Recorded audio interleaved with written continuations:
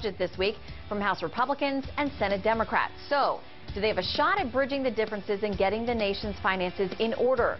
I'm Shannon Bream. We begin hour number 2 with an independent member of the Senate Budget Committee, Senator Angus from Maine. Senator, thank you so much for joining us today. Shannon, how are you today? Happy St. Patrick's Day. And to you as well. All right, let's start with the Senate Budget Committee. You voted in favor of the budget proposed by Senate Democrats and put together by Senator Patty Murray. Why'd you vote yes?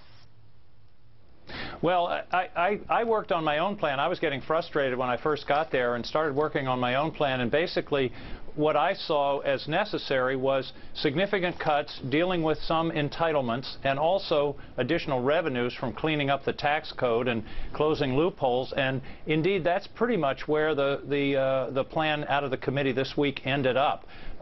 It wasn't exactly what I would have preferred, but, you know, part of this whole process, Shannon, has to be people compromising in order to get some solutions. If you do the arithmetic, we have a Republican House, a Democratic Senate with Republicans having significant control and a Democratic president. As Bill Clinton would say, you know, that's pretty straightforward. Somebody's got to compromise. There are only two possible outcomes: deadlock or compromise. And I think what the committee voted out on Thursday is a pretty good approach.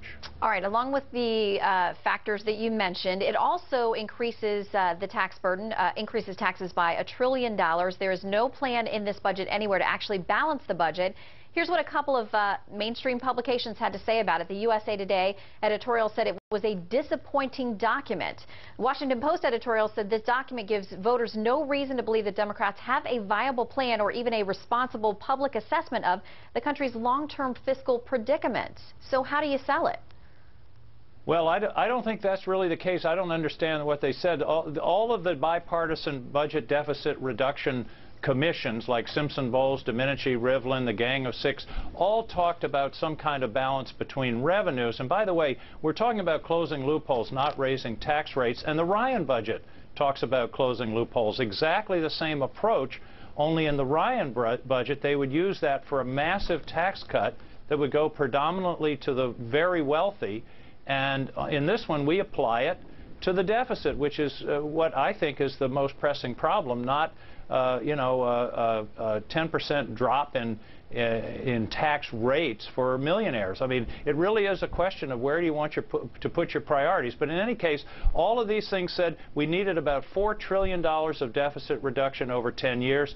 This budget, in addition to what's already been done in the cuts and the revenues that occurred at the end of the year, get us there over $4 trillion in deficit reduction, 64% cuts, and about 36% revenues. And I think that's a pretty balanced plan. That's what the American people have been telling us they want. How do you answer critics who say, and Republicans who say, we already gave the White House the revenue that it asked for. We've already done that once.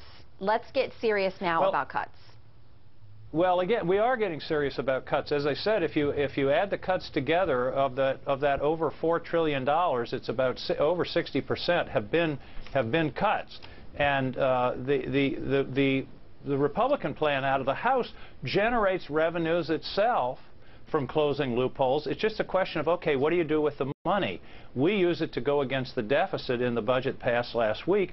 They use it to give yet another tax cut mostly to the highest income people. The differential is unbelievable. If you make $40,000 a year, your taxes go down by $385. If you make over $1 million, they go down by $400,000. I mean, this is the Millionaires Relief Act of 2013, and it doesn't do anything about our deficit. Then they cut drastically in other places. Federal spending, if you exclude Medicare and interest, would go to the lowest level as a percentage of the economy since 1948 under the Ryan budget. This isn't about deficit, Shannon. This is about fundamentally changing the expectations we have of our government. And by the way, the real deficit in an ongoing, forward-looking way is health care. That's what's driving the federal deficit. It's not spending on food stamps. It's not spending on the FAA or national parks or highways. It's health care.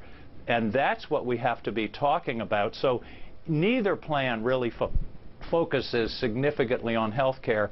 And that's got to be the next discussion. That's where we have to focus is how do we pay for health care? Why is it we're paying twice as much as anybody in the world and getting results that are something like 15th in the world? Well, that's where, and that's Medicare, Medicaid, all of the federal health bills, but it's also affecting you and me and our private insurance. That's the next big issue. well, it's encouraging to hear you say that at least you're willing to discuss entitlements and how those can be bettered. It's something, of course, that maybe one of the only common points that you have with folks on the other side of the aisle and in the House. We'll see where you can find that common ground, and hopefully you do find it. Senator, thank you. Oh, I think there is some common ground. I think we got to do something about entitlements over the long haul. We've got to do something about health care. And we have to close loopholes in the tax code. The only question we have about what do you do with the money from the closing of the loopholes. But I think there's going to be some common ground, and hopefully the Senate will pass a budget this week, the House will pass a budget, we'll get into conference, the President will get engaged, and if we can just start talking to one another and listening to each other, we can find some solutions. Nobody's going to get everything that they want. You know, the Rolling Stones said that. You can't always get what you want. That's one thing we can all agree on. Senator King, thank you very much for your time, sir. Thank you, Shannon. All right, we've been asking you, who bears the ultimate burden in getting a budget deal done? The answers from Twitter have been